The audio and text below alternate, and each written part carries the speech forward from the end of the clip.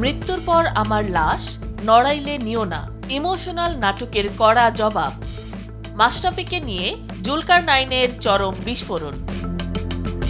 ঠাকুরমার ঝুলির গল্প শোনানো বন্ধ করুন। জুলাইয়ের লাশের পাহাড় আর ফ্যাসিস্টদের পা চাটা মাশরাফির ভণ্ডামির মুখোশ খুলল আল জাজিরা। উত্থান এবং পতন, ইতিহাসের সবচেয়ে পুরনো এবং নির্মম একটি চক্র। যে মানুষটিকে একসময় পুরো দেশ দেবতার মতো ভক্তি করত, যার একটি ইশারায় কোটি কোটি ক্রিকেট প্রেমী হাসত এবং কাঁদত, সেই নড়াইল এক্সপ্রেস খ্যাত মাশরাফি বিন মর্তুজা আজ কোথায়? 24-এর রক্তস্নাত জুলাই অভ্যুত্থানের পর থেকে আক্ষরিক অর্থেই তিনি আজ লোকচক্ষুর অন্তরালে। একসময়ের সবচেয়ে সফল এবং জনপ্রিয় এই অধিনায়ক আজ নিজ দেশের মাটিতেই যেন এক অদৃশ্য কয়েদি। ছাত্র জনতার গণ অভ্যুত্থানের পর নড়াইল শহরের মহিষখোলায় যখন উত্তেজিত জনতা মাশরাফির সেই রাজপ্রাসাদ তুল্য বাড়িতে আগুন ধরিয়ে দেয়, তখন যেন আক্ষরিক অর্থেই পুড়ে ছাই হয়ে গিয়েছিল একটি মিথ, একটি কিংবদন্তি। সেই ক্ষোভে অভিমানে মাশরাফি তার বাবার উদ্দেশ্যে সেদিন একটি চরম ইমোশনাল কথা বলেছিলেন। মৃত্যুর পর আমার মরদেহটি যেন আর নড়াইলে না নেওয়া হয়। সেই ঘটনার দীর্ঘ 22 মাস পর রাজনীতির মাঠ যখন আবারও নতুন করে সাজছে, তখন হঠাৎ করেই দৃশ্যপটে এলেন মাশরাফির বাবা গোলাম মর্তুজা। সম্প্রতি একটি গণমাধ্যমে দেয়া তার দীর্ঘ সাক্ষাৎকার সোশ্যাল মিডিয়ায় আছড়ে পড়েছে এক নতুন সাইকোলজিক্যাল সুনামি হিসেবে। তিনি চেষ্টা করেছেন মাশরাফি এবং তার পরিবারকে চরম নিরীহ এবং আর্থিক দৈন্যদশার শিকার হিসেবে জাতির সামনে তুলে ধরতে। কিন্তু এই ইমোশনাল কার্ড কি কাজে এলো? না, কারণ এই সাক্ষাৎকারের পরপরই আল জাজিরার প্রখ্যাত অনুসন্ধানী সাংবাদিক জুলকারনাইন শাহের এমন এক মেগাটন বোমার বিস্ফোরণ ঘটিয়েছেন, যা মাশরাফির এই আলাভোলা ইমেজের মুখোশ চিরতরে টেনে ছিঁড়ে ফেলেছে। আসুন ইমোশনাল ব্ল্যাকমেইল আর ভণ্ডামির এই নিখুঁত সাইকোলজিক্যাল ময়নাতদন্ত করি। গণ অভ্যুত্থানের ঠিক 22 মাস পর হঠাৎ করেই একটি গণমাধ্যমে প্রতিবেদন প্রকাশিত হলো। কেমন আছে মাশরাফি ও তার পরিবার? আর সেই সাক্ষাৎকারে মাশরাফির বাবা গোলাম মর্তুজা অত্যন্ত আক্ষেপের সুরে পরিবারের আর্থিক করুণ অবস্থার কথা তুলে ধরেন। তিনি জাতিকে বোঝানোর চেষ্টা করেন, আমাদের নগদ টাকা পয়সা কখনোই আমরা ধান্দাবাজি করে চলাফেরা করিনি, জমিজমা ও খামার নিয়েই আমাদের সাধারণ জীবন চলত। একজন সাধারণ নাগরিক হিসেবে কথাগুলো শুনলে আপনার হয়তো সত্যি মায়া হবে, মনে হবে আহারে, দেশের একজন সফল অধিনায়কের পরিবারের আজ কি করুণ দশা।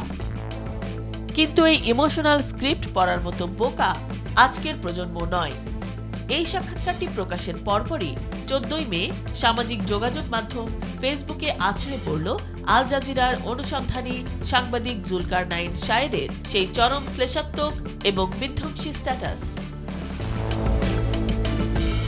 জুলকারনাইন শাহের তার পোস্টে মাশরাফির এই আলাভোলা এবং নিষ্পাপ ইমেজকে আক্ষরিক অর্থেই ধুলোয় মিশিয়ে দিয়েছেন। তিনি অত্যন্ত সূক্ষ্ম স্যাটায়ার বা ব্যঙ্গ করে লিখেছেন, মাশরাফি তো উসিলা মাত্র, আবেগে ভর করে নিজেদের যদি কোনোভাবে একটু আলাভোলা সাধারণ মনে ঢুকিয়ে দেয়া যায়, তাই না? জুলকারনাইনের এই প্রশ্নগুলো শুনুন, প্রতিটি শব্দ যেন একটি ধারালো বুলেট। তিনি লিখেছেন, মাশরাফি আসলেই সাধারণ একজন মানুষ। আন্তর্জাতিক ক্রিকেটের নানা প্যাচ বুঝলেও গুম কি, বিচার বহির্ভূত হত্যাকাণ্ড কি, ব্যাংক লুট কিভাবে খায়, বিদেশে কিভাবে ব্যাগের ভেতর ভরে টাকা পাচার করে, এসব সে কিভাবে জানবে, তাই না? ও শুধু বুঝত ঠাকুরমার ঝুলির গল্প সমগ্র। কি ভয়ঙ্কর এবং নিখুঁত একটি আক্রমণ! যে ব্যক্তিটি বছরের পর বছর ফ্যাসিবাদের সবচেয়ে বড় আইকন হিসেবে কাজ করেছেন, যিনি আন্তর্জাতিক মঞ্চে দেশের প্রতিনিধিত্ব করেছেন, তিনি দেশের ভেতরে এই মেগা লুটপাট, আয়নাঘর আর গুম খুনের কথা কিছুই জানতেন না? এই কথা কি পাগলেও বিশ্বাস করবে? জুলকারনাইন শাহের তার পোস্টের শেষে একদম কফিনের শেষ পেরেকটি ঠুকে লিখেছেন, সাধারণ মানুষের আবেগের নাটবল্টুর সাথে এই খেলাটা আমাদের বেশ পরিচিত। এসব ভণ্ডামি থামালে ভালো লাগে।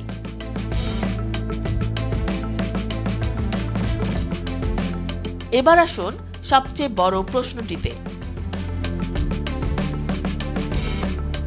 যে নড়াইলের মানুষ মাশরাফিকে মাথার তাজ করে রেখেছিল, তারা কেন একদিন তার বাড়িটি নিশ্চিহ্ন করে দিতে চাইল? কেন এই ভালোবাসা চরম ক্ষোভের রূপ নিল? বিশ্লেষকদের মতে এর কারণ কোনো ব্যক্তিগত শত্রুতা ছিল না, এর কারণ ছিল এক ভয়ঙ্কর বিবেকহীন নীরবতা। যখন জুলাইয়ের উত্তপ্ত রাজপথে ফ্যাসিস্ট হাসিনা সরকার স্কুল, কলেজ, বিশ্ববিদ্যালয়ের ছাত্রছাত্রীদের আর আমজনতাকে পাখির মতো নির্বিচারে গুলি করে মারছিল, যখন রাতের অন্ধকারে লাশ পুড়িয়ে দেয়া হচ্ছিল, তখন হেলিকপ্টার থেকে ছোড়া গুলিতে বাড়ির ছাদে খেলতে থাকা অবুঝ ছোট্ট শিশু খুন হচ্ছিল। ঠিক এমন এক পৈশাচিক গণহত্যার সময় কেমন করে তাদের প্রিয় ক্যাপ্টেন মাশরাফি চুপ ছিলেন? মাশরাফি শুধু চুপই ছিলেন না, পুরো দেশের মানুষ যখন রক্তের সাগরে ভাসছিল, তখন তিনি একজন বিবেকহীন মানুষের মতো সেই ফ্যাসিস্ট সরকারের পদলেহন করছিলেন। নিজের সংসদ সদস্য পদ আর ক্ষমতার লোভে তিনি অন্ধ হয়ে গিয়েছিলেন। একটিবারের জন্য তিনি ছাত্রদের পক্ষে এসে দাঁড়াননি, একটিবারের জন্য তিনি এই গণহত্যার প্রতিবাদ করেননি। আর ঠিক এই বিবেকহীন, মেরুদণ্ডহীন ভূমিকাই মাশরাফিকে জনতার চোখে এক খলনায়কে পরিণত করেছিল। এলাকাবাসী সেদিন শুধু একটি ইটের দালান পোড়ায়নি, তারা আসলে নিশ্চিহ্ন করতে চেয়েছিল একজন ভণ্ড আইডলকে, যারা রক্তের সাথে বেইমানি করে। ইতিহাস তাদের কখনো ক্ষমা করে না। আজ 22 মাস পর যতই ইমোশনাল নাটক সাজানো হোক না কেন, যতই ঠাকুরমার ঝুলির নিরীহ গল্প শোনানোর চেষ্টা করা হোক না কেন, বাংলাদেশের মানুষ এখন অনেক বেশি সচেতন। তারা জানে আবেগের নাটবল্টু দিয়ে কিভাবে রাজনীতির নোংরা খেলা খেলতে হয়। মাশরাফির এই পতন আসলে দেশের প্রতিটি সুযোগ সন্ধানী এবং মেরুদণ্ডহীন সেলিব্রিটিদের জন্য এক বিশাল শিক্ষা। জনগণের ভালোবাসাকে পুঁজি করে যারা স্বৈরাচারের দাসত্ব করবে, ইতিহাসের আস্তাকুড়েই হবে তাদের শেষ ঠিকানা। জনগণের এই ক্ষোভ কি মাশরাফি কোনোদিন মুছতে পারবেন? নাকি নড়াইল এক্সপ্রেসের গন্তব্য চিরতরে হারিয়ে গেল ঘৃণার অন্ধকারে? উত্তর হয়তো লুকিয়ে আছে ওই পোড়া বাড়ির ছাইয়ের স্তূপেই। পর্দার আড়ালের রাজনৈতিক গেম, সাইকোলজিক্যাল ভণ্ডামির মুখোশ উন্মোচন এবং খবরের পেছনের বস্তুনিষ্ঠ বিশ্লেষণ সবার আগে পেতে চোখ রাখুন আমাদের চ্যানেলে। এতক্ষণ দেখছিলেন ইকো অফ বাংলাদেশ। প্রতিদিনের এমন নিউজ আপডেট পেতে সাবস্ক্রাইব করুন আমাদের চ্যানেল, সেই সাথে অন করে রাখুন বেল আইকন।